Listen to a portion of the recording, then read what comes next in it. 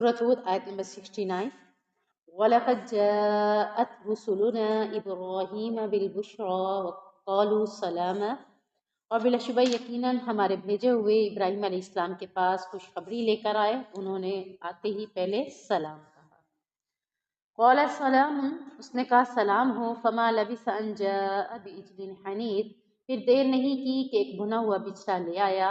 فَلَمَّا رَأَىٰ أَيْدِيَهُمْ، پھر جب ان کے ہاتھوں کو دیکھا، لَا تَصِلُ إِلَيْهِ نَقِرَهُمْ وَأَوْجَسَ مِنْهُمْ خِیفَةً، کہ اس کی طرف کھانے کی طرف ان کے ہاتھ نہیں بڑھے تو انہیں اپڑا جانا یعنی عجیب سا جانا، اور پھر ان سے ایک قسم کا خوف محسوس ہوا. قالوا لا تخف، کہا انہوں نے کہ مت ڈرو. انا، بے شک ہم، ارسلنا الی قوم لوط، ہم لوط علیہ السلام کی قوم کی طرف بھیجے گئے ہیں. اس آیت سے اصل میں ذکر تو لوط علیہ السلام کا ہی شروع ہو رہا ہے، لیکن لوط علیہ السلام کا معاملہ جو ہے اس کا واقعہ حضرت ابراہیم کے ساتھ ہی منسوب تھا. یعنی حضرت ابراہیم علیہ السلام فلسطین میں آباد تھے، اور حضرت لوط علیہ السلام جو تھے وہ بستی فلسطین کی بستی ہے شام کے علاقے میں وہ رہتے تھے. تو یہ دونوں علاقے قریب قریب ہیں، اور دونوں ایٹ اے ٹائم میں دونوں پیغمبر بھی موجود تھے. یعنی دونوں علاقوں میں جیسے آپ صلی اللہ علیہ وسلم کو پوری امت کے لیے بنا کر بھیجا گیا نا، ایسے ہر کسی کو نہیں بنا کر بھیجا گیا تھا. دیکھیں ادھر حضرت یعقوب علیہ السلام پیغمبر تھے اور ابھی موجود تھے، ادھر حضرت یوسف کو بھی نبوت مل چکی تھی مصر کے اندر. یعنی ایٹ اے ٹائم میں دو تین پیغمبر بھی مختلف علاقوں میں آئے ہیں. صرف آپ صلی اللہ علیہ وسلم کے بارے میں ہے کہ وہ آخری امت کے سارے لوگوں کے لیے ہی مبعوث کیے گئے تھے. تو یہاں بھی حضرت ابراہیم علیہ السلام فلسطین میں آباد تھے، اور حضرت لوط علیہ السلام قریب کے علاقے شام میں آباد تھے. اور اس وجہ سے ان کا واقعہ حضرت ابراہیم سے ہوتا ہے کہ پہلے فلسطین میں آئے اور بعد میں حضرت لوط علیہ السلام کے پاس شام میں گئے تھے. تو سب سے پہلے اب یہاں پہ بھی یہی ہے کہ بھیجے ہوئے سے مراد فرشتے ہیں. اللہ تعالیٰ نے کس کو بھیجا؟ فرشتوں کو بھیجا. کس کے پاس بھیجا؟ حضرت ابراہیم علیہ السلام کے پاس. انہوں نے آیا اور انہیں کیا دینی تھی؟ خوشخبری دینی تھی. یعنی حضرت ابراہیم علیہ السلام کے پاس انہیں کون سا کام تھا؟ حضرت ابراہیم علیہ السلام کو خوشخبری دینی تھی. اور آتے ہی انہوں نے سب سے پہلا کام کیا کیا؟ سلام کہا. اور یہ فرشتے کس شکل میں تھے؟ انسانی شکل میں تھے. فرشتے انسانی شکل میں آئے اور آ کر حضرت ابراہیم علیہ السلام کو سلام کیا. تو حضرت ابراہیم علیہ السلام نے بھی سلام کا جواب دیا، اور اس کے بعد جلدی سے ان کے لیے ایک بچھڑے کا گوشت بھنا ہوا لے کر ان کے سامنے پیش کر دیا. یہ تھی مہمان کی مہمان نوازی. اس دور میں مہمان کی نوازی جب کی جاتی تھی تو اگر وہ مہمان کھانا کھا لیتا تھا تو سمجھا جاتا تھا کہ یہ خیر کا مہمان ہے، یعنی بھلائی پہنچانے آیا ہے، اچھا مہمان ہے. اگر وہ کھانے کی طرف ہاتھ کو نہیں بڑھاتا تھا تو سمجھ جاتے تھے کہ یہ مہمان جو آئے ہیں لوگ، یہ کوئی خیر کے لیے نہیں بلکہ شر کے لیے آئے ہیں، کوئی یعنی کہ ہمارے لیے خطرے کی بات ہے ان سے.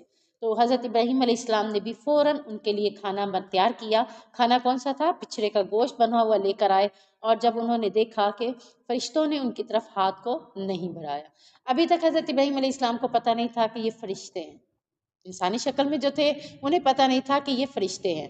تو انہوں نے جب کھانے کی طرف ہاتھ کو نہ بڑھایا تو حضرت ابراہیم علیہ السلام کے دل میں ڈر پیدا ہوا. کس چیز کا ڈر پیدا ہوا؟ کہ اگر یہ مہمان خیر خواہ ہوتے تو یہ کھانا ضرور کھا لیتے. اب انہوں نے کھانا نہیں کھایا تو اس وجہ سے یہ شر والے مہمان نہ ہوں، کوئی مصیبت، کوئی آفت یا کوئی پریشانی کی بات نہ ہو. تو جب فرشتوں نے دیکھا کہ حضرت ابراہیم علیہ السلام کے دل میں ڈر پیدا ہوا ہے تو انہوں نے حضرت ابراہیم علیہ السلام سے کہا وَأَوْجَسَ مِنْهُمْ خِیفَةً، کہ تم ڈرو نہیں. یعنی انہوں نے کہا نہ ڈرو. کیوں نہ ڈرو؟ قَالُوا لَا تَخَفْ، نہ ڈرو ہم سے، ہم تو بھیجے ہوئے ہیں. اب بتایا کہ ہم فرشتے ہیں، اور کس لیے بھیجے ہیں؟ قوم لوط کی طرف ہمیں بھیجا گیا ہے.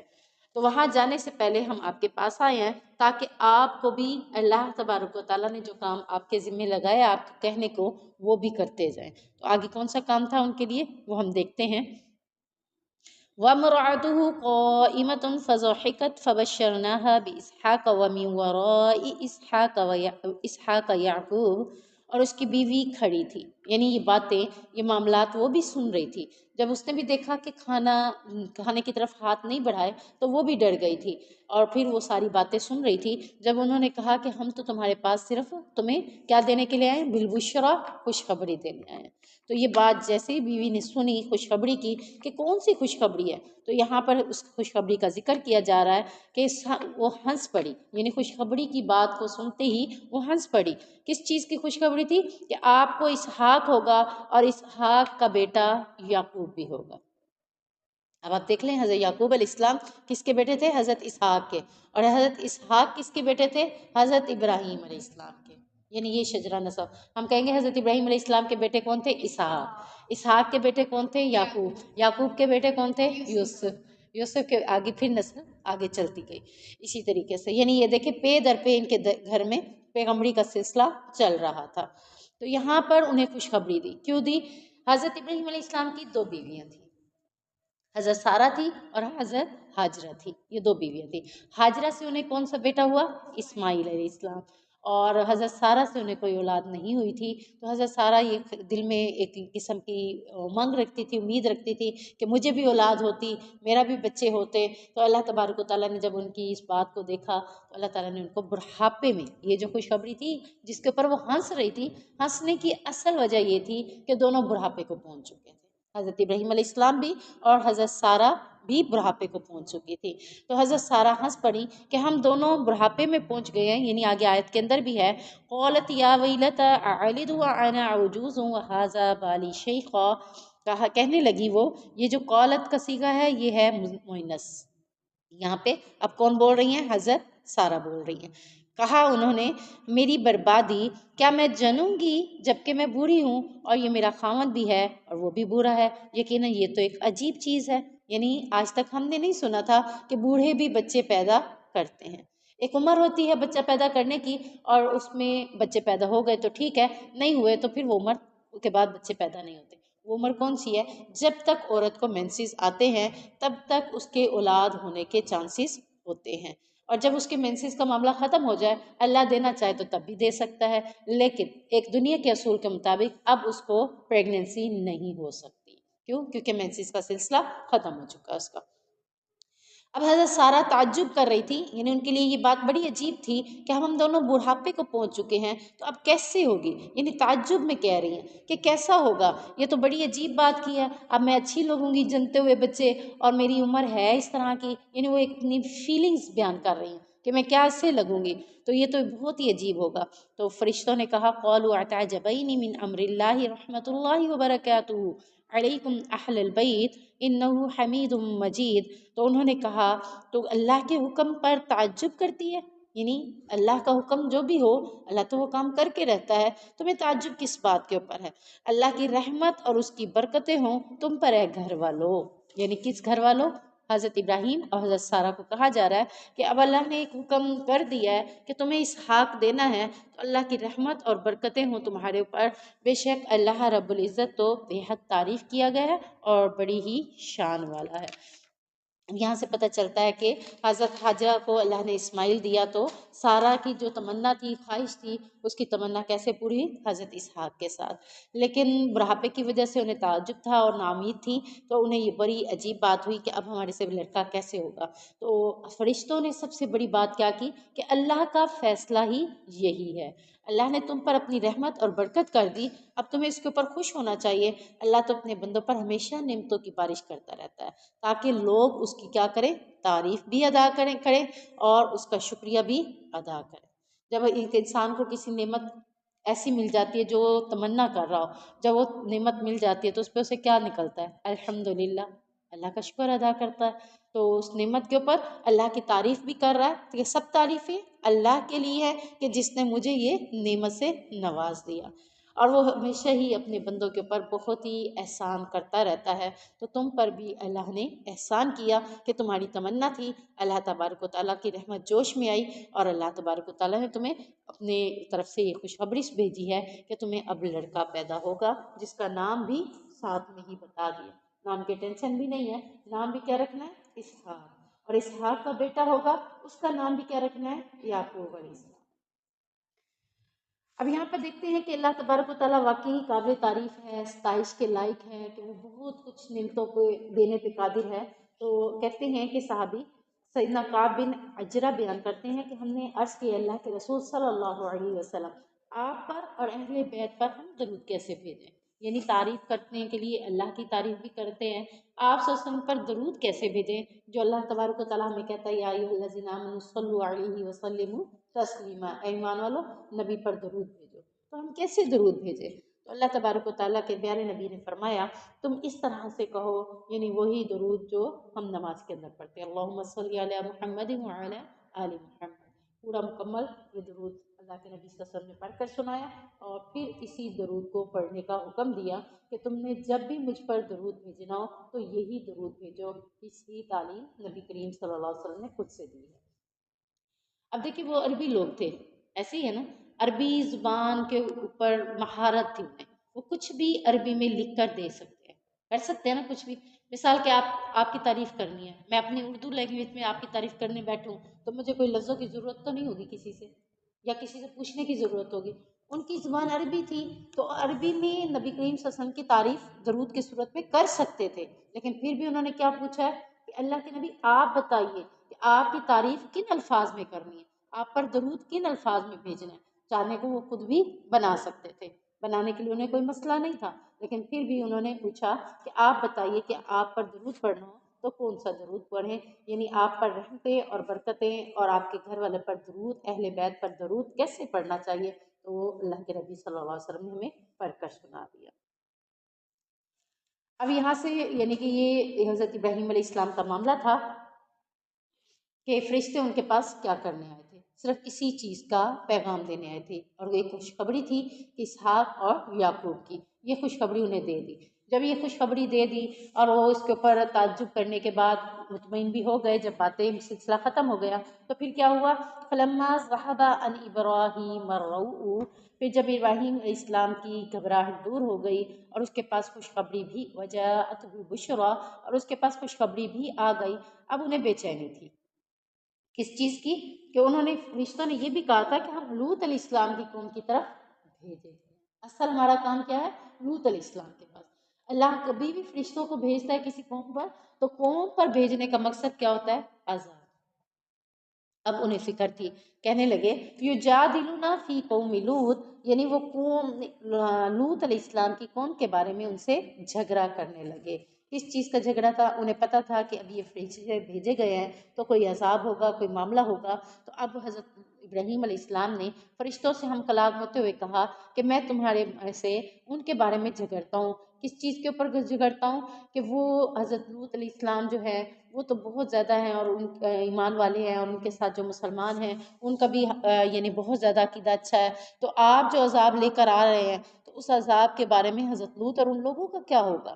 تو انہوں نے کہا ان ابراہیم لحلیم اواہ منیب، حضرت ابراہیم کی صفات بیان کی جا رہی ہیں کہ حضرت ابراہیم علیہ السلام نے یہ تحمل والی بات اور یہ عذاب نہ آنے والی بات کیوں کی تھی، کیونکہ حضرت ابراہیم علیہ السلام خود نہایت بردبار تھے، تحمل والے تھے، وہ کسی کے اوپر تھوڑی سی تکلیف بھی برداشت کرتے، یعنی برداشت ہوتے ہوئے دیکھ نہیں سکتے تھے کہ کسی کو تکلیف ملے، بردبار تھے، بہت آہذاری کرنے والے تھے اور رجوع کرنے والے تھے، تو اسی وجہ سے انہوں نے لوط علیہ السلام کے بارے میں بھی فرشتوں سے جھگڑا کیا کہ لوط اور جو مسلمان ہیں ان کا کیا بنے گا، تم جو اللہ کی طرف سے عذاب لے کر آ گئے ہو، تو یہ یعنی ان کا کہنے کا مقصد یہ تھا کہ یہ عذاب کسی طریقے سے ٹل جائے، اور اسی کے اوپر وہ جھگڑا کر رہے تھے ان سے، تو اسی بہانے سے وہ چاہتے تھے کسی طریقے سے جب میری کوئی باتیں ہوں گی تو اس باتوں کے جواب میں فرشتے کہیں گے کہ جا کر ہم اللہ سے بات کرتے ہیں اور اس عذاب کو شاید اللہ روک لے، لیکن فرشتوں نے کہا کیا جواب دیا،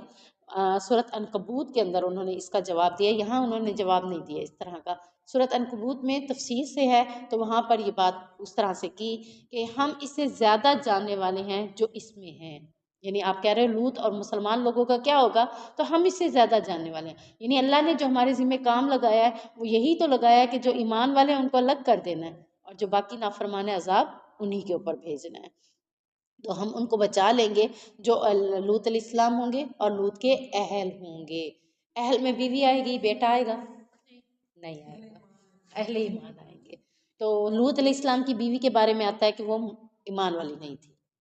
وہ حضرت لوط علیہ السلام کی قوم کی برائی کیا تھی، ان پہ عذاب کیوں آ رہا تھا؟ اصل میں حضرت لوط علیہ السلام کی قوم جو تھی وہ عورتوں کو چھوڑ کر مردوں کے ساتھ لواطت کرتی تھی. یعنی اللہ تبارک و تعالیٰ نے جو ایک مرد اور ایک بیوی یعنی نکاح کی صورت میں دونوں کو مرد اور میاں اور بیوی بنا دیا ہے، تو کچھ حقوق رکھے ہوتے ہیں. اس حقوق کو وہ ادا بیوی کے ساتھ تو کر سکتے ہیں، کسی مرد کے ساتھ دوبارہ وہ تعلق قائم نہیں کر سکتے.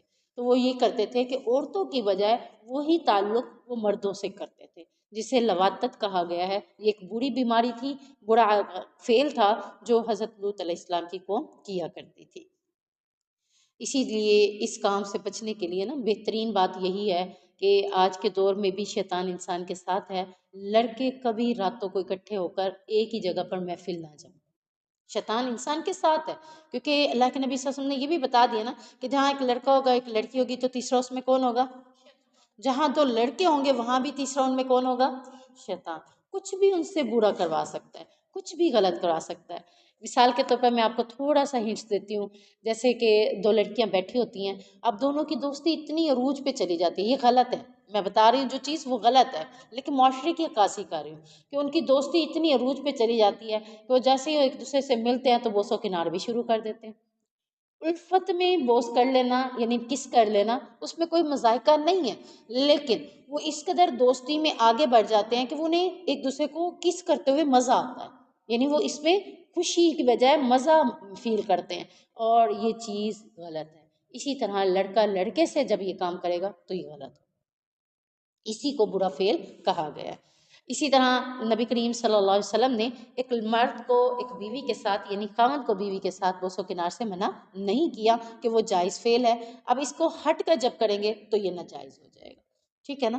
تو ایک دو لڑکیاں بیٹھ کر آپس میں اسی طرح سے آپس میں پیار محبت کی باتیں کریں یا پیار محبت کے معاملے چلائیں، یا اسی طرح دو لڑکے مل کر یہ کام کریں، تو یہ سب کچھ گناہ ہے اور ناجائز ہے.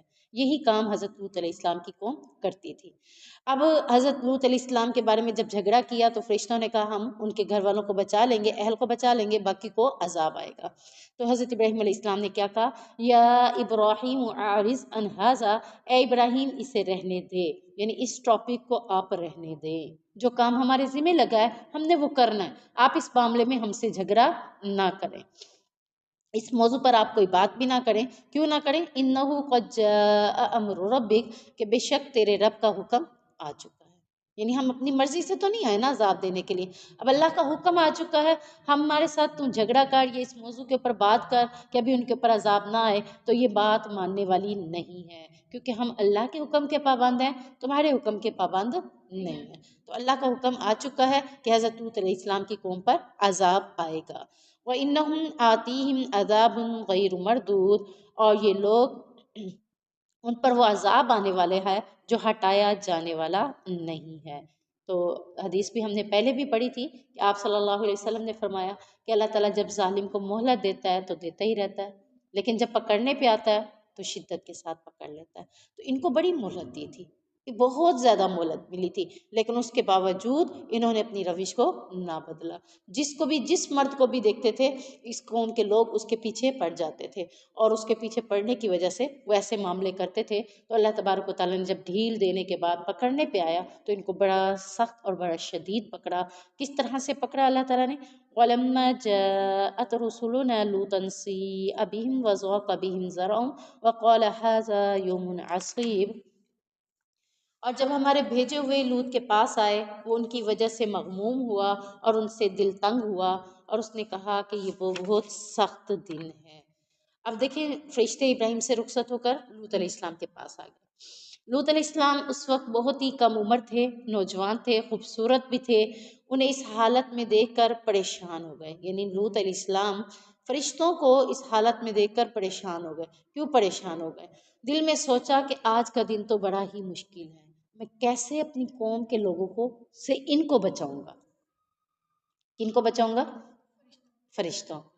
فرشتے بھی کس حالت میں آئے تھے؟ کم عمری اور نوجوانی کی شکل میں آئے تھے. اب یہ آزمائش تھی اور لڑکے تھے. ٹھیک ہے نا؟ اب لوط علیہ السلام کو پریشانی کیا ہوئی کہ میں اپنی قوم کے لوگوں سے ان کو کیسے بچاؤں گا. اب ادھر لوط علیہ السلام کی بیوی نے جب دیکھا کہ لوط علیہ السلام کے پاس کچھ مہمان آئے ہوئے ہیں تو وہ اس برائی میں نا لوط علیہ السلام کی بیوی پورا پورا ساتھ اپنی قوم کا دیتی تھی، خاوند کے ساتھ ایمان نہیں لے آئی تھی، نافرمان تھی۔ اس نے جیسے ہی دیکھا لوط علیہ السلام کے پاس کچھ مہمان آئے ہوئے ہیں تو بھاگی بھاگی اپنی قوم کے پاس گئی اور کہا کہ بہت خوبصورت نوجوان آئے ہوئے ہیں تاکہ وہ اپنے فعل کو اپنے کام کو کرنے کے لیے آ سکے۔ اب ادھر حضرت لوط علیہ السلام اپنے مہمانوں کو بدماشوں سے، یعنی ان کے قوم کے لوگ جو کام کرتے تھے وہ بدماشی ہی تھی، وہ سوچ رہے تھے کہ اس سے کیسے بچائیں۔ قوم لوط کو ان خوبصورت مہمانوں کے آنے کی اطلاع ملی تو ان کے ساتھ بدفعلی کی نیت سے وہ تیزی سے دوڑتے ہوئے لوط علیہ السلام کے پاس آ گئے، یعنی لوط کی بیوی نے جا کر کام دکھا دیا، اب وہ دوڑتے ہوئے لوط علیہ السلام کے پاس آ گئے۔ وَجَاءَهُ قَوْمُهُ يُهْرَعُونَ إِلَيْهِ، اس آیت میں بھی یہی آ رہا ہے کہ اس کی قوم کے لوگ اس کی طرف بے اختیار دوڑتے ہوئے آئے، اس کے پاس آئے۔ اور وَمِن قَبْلُ كَانُوا يَعْمَلُونَ السَّيِّئَاتِ، اور وہ اس سے پہلے بھی برے کام کیا کرتے تھے، یعنی یہ نہیں ہے کہ یہ فرسٹ ٹائم کر رہے تھے، کام ہی یہی کرتے تھے، جس طرح نوجوان کو دیکھا اس کے پیچھے لگ جانا۔ اب بھی معاشرے میں کچھ لوگ ایسے ہیں کہ خوبصورت لڑکے کو دیکھا تو اس کے پیچھے پڑ جانا، لڑکے بھی پیچھے پڑ جاتے ہیں، نہیں اس کے پیچھے پڑ جانا۔ تو یہاں بھی وہ پہلے بھی مردوں کے ساتھ ایسی ہی بدفعلی کے کام کرتے تھے اور یہ شرم و حیا نام کی کوئی چیز ان کے اندر نہیں تھی، انہوں نے اسی طرح اس سے پہلے بھی وہ یہ سارے کام کرتے آئے۔ قَالَ يَا قَوْمِ هَٰؤُلَاءِ بَنَاتِي هُنَّ أَطْهَرُ لَكُمْ فَاتَّقُوا اللَّهَ وَلَا تُخْزُونِي فِي ضَيْفِي، جب انہوں نے مہمانوں کی طرف ہاتھ بڑھانے شروع کیے تو لوط علیہ السلام نے مہمانوں کا دفاع کرتے ہوئے کہا، کیا کہا؟ اس نے کہا اے میری قوم، یہ میری قوم کی بیٹیاں ہیں، ان عورتوں کی طرف اشارہ کیا، یہ میری قوم کی بیٹیاں ہیں، تمہیں کیا ہو گیا ہے کہ یہ تمہارے لیے زیادہ پاکیزہ ہیں، تم ان کے ساتھ نکاح کر کے ان کے ساتھ وہ فعل کر لو تو یہ تمہارے لیے پاکیزگی کا باعث ہیں، بنسبت اس کے کہ تم مجھے میرے مہمانوں کے سامنے کیا کرنا ہے، بھیج سکیں، یعنی میرے مہمانوں کے سامنے مجھے رسوا نہ کرو، مجھے پریشان نہ کرو، یہ میری قوم کی بیٹیاں ہیں، موجود ہیں، تم لوگ ان سے شادی کرو اور ان کے ساتھ جو مرضی ہے فعل کرو، لیکن میرے مہمانوں کے ساتھ ایسا کچھ بھی نہ کرو۔ ولا تخزونی کا مطلب ہی رسوا ہے کہ فی ضیفی، میرے مہمان کے سامنے۔ شادی نہیں کرتے تھے؟ نہیں، اب کون سے کافر شادی کرتے ہیں؟ شادی تو ابھی نہیں کرتے، اس کافر تو نہیں کرتے شادی، نکاح صرف مسلمان کرتے ہیں، اور اب یہ نکاح صرف مسلمان جو کرتے تھے، کافروں نے ہم مسلمانوں کی بچوں کو بھی گمراہ کر دیا۔ اب جو یونیورسٹی میں جانے والے لڑکے اور لڑکیاں ہوتی ہیں بہت کم لوگ بچتے ہیں، زیادہ تر اس فیل میں آ جاتے ہیں۔ ڈیٹ،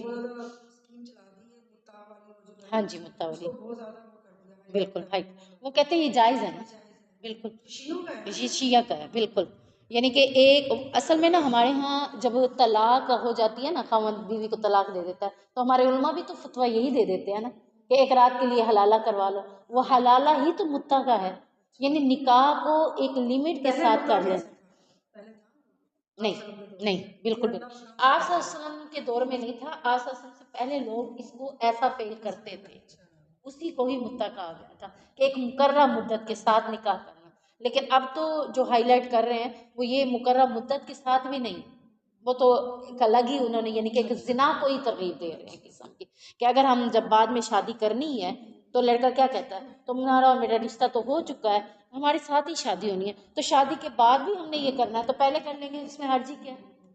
وہ لڑکیوں کو اس طرح سے اپنے جھانسے میں لے آتے ہیں کہ اگر ہم شادی کے بعد کریں گے، اب دیکھو ہماری تو نکاح بھی ہونے والا ہے، یا نکاح ہو چکا ہے تو خیر اس کے بعد تو ویسے ہی حلال ہو جاتی ہے، لیکن نکاح نہیں ہوا ہے، رشتہ ہوا ہے، رشتہ ہونے کے ساتھ ہی وہ فون کے اوپر کالز کرنا یا ڈیٹس کے اوپر بلانا یا جن معاشرے کے اندر ملنا ملانا ہوتا ہے، وہ کہتے ہیں جب ہم شادی کے بعد بھی ایسا کریں گے تو یہ برا کام نہیں ہے، اور وہ پہلے ہی اس کام کو سر انجام دیتے ہیں اور اسی کو ہی ہائی لائٹ کر رہے ہیں کہ یہ کوئی برائی نہیں۔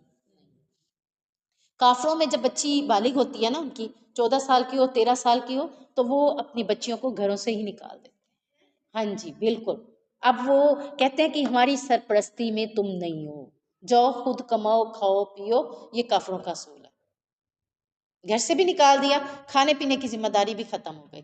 اب وہ لڑکی جب گھر سے باہر نکلی ہے، آٹومیٹکلی اگر وہ حیا والی ہوگی تو وہ تو لڑکوں سے بچنے کی کوشش کرتی ہے، جب وہ حیا والی نہیں ہے کیونکہ ماحول ہی ایسا نہیں ہے، وہاں کا ماحول حیا والا نہیں ہے، وہاں ہے ہی بے شرمی، یعنی اس طرح کے کاموں کو سر عام روڈوں کے اوپر بھی کرنا کوئی برا نہیں سمجھا جاتا. تو وہاں جب وہ لڑکی باہر نکل گئی، اب ماں باپ نے نکال دیا کہ خود کماؤ خود کھاؤ. اب اس نے ایک لڑکے سے بوائے فرینڈ بنایا.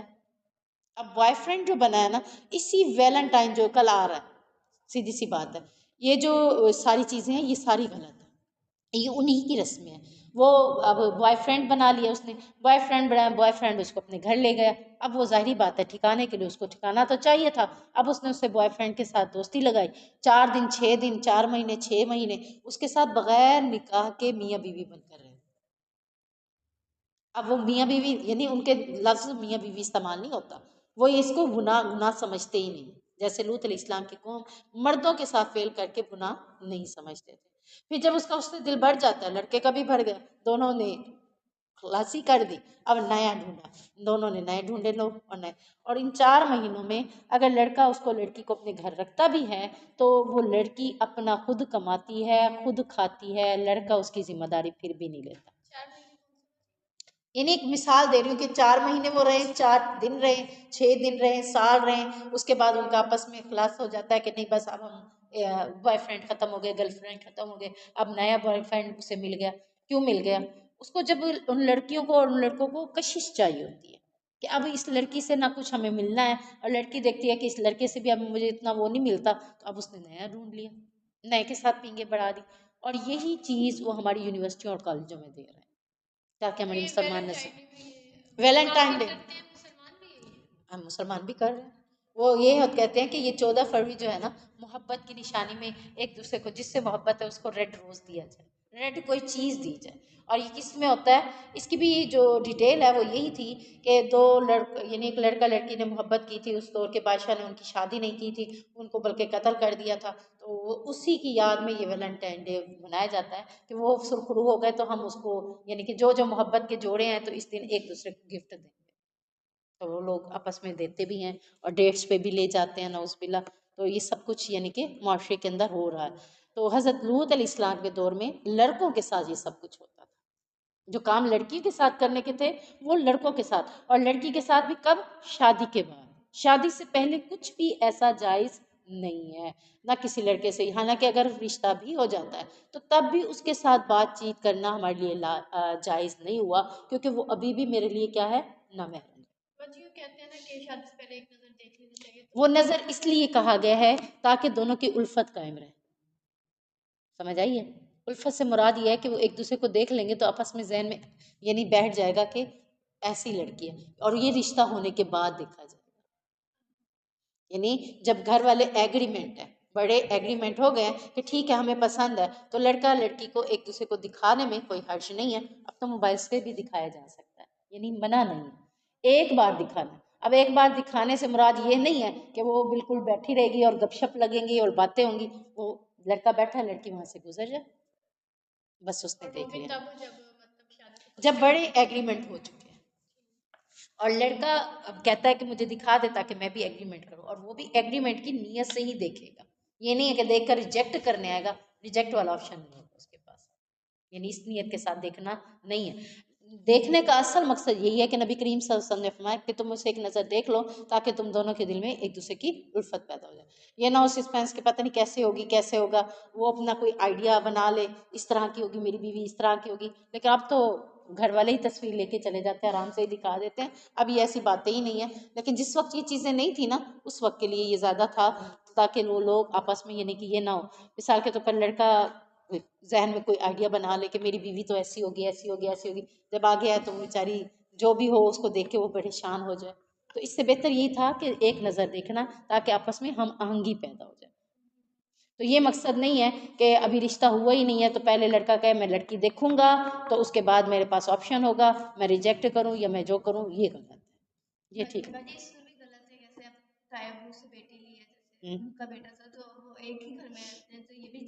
ہاں تو جائز ہے. تو وہ تو سارا دن دیکھتے ہوں گے.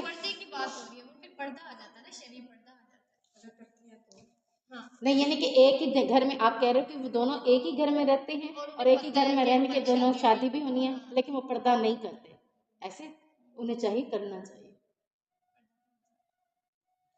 ٹھیک ہے نا، پردہ کرنا چاہیے. تو ہم دیکھ رہے تھے کہ وہ بیٹیوں کے بارے میں اشارہ کر رہے تھے اور یہی کہہ رہے تھے کہ اگر ان سے شادی کر لو تو یہ تمہارے لیے زیادہ پاکیزہ ہیں اور مجھے میرے مہمانوں کے سامنے رسوا بھی نہ کرو۔ علیہ منکم الرجل الرشید، کیا تم میں کوئی بھی بھلا آدمی نہیں ہے؟ بھلا آدمی سے مراد عقل مند نہیں ہے، سوچ سمجھنے رکھنے والا نہیں ہے کہ میں تمہیں اچھی بات کہہ رہا ہوں اور تم بری بات کی طرف آ رہے ہو۔ تو یہ اس فعل سے باز رکھنے کے لیے انہیں سمجھایا جا رہا تھا کہ تم میں سے کوئی بھی عقل مند ہو تاکہ دوسروں کو سمجھائے، وہ میری باتوں کو سمجھ جائے، کیا تم میں کوئی بھلائی کی باتیں موجود ہیں؟ اگر ہیں تو اس باتوں کو سمجھنے کی کوشش کریں۔ سبحانک اللہم و بحمدک، اشہد ان لا الہ الا انت۔